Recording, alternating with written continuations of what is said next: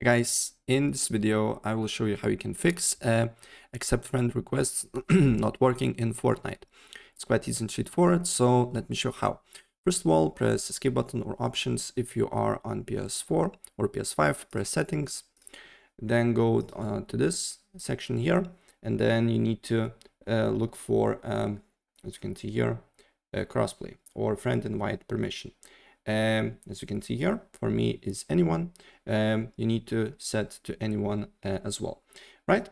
And after that, what you need to do here, if you cannot accept friend requests, I highly suggest you to restart the game. And if this doesn't work, another thing on Fortnite is that maximum threshold friends that you can have on Fortnite is 500 friends. So maybe you have more friends. So what you need to do here is to, if you have 500 friends, is to simply go and click one of the friends here, more options, and remove a friend, and then go to accept, and then you need to, as you can see here, add a friend here, accept friend request, and then you need to look if it's working for you or not.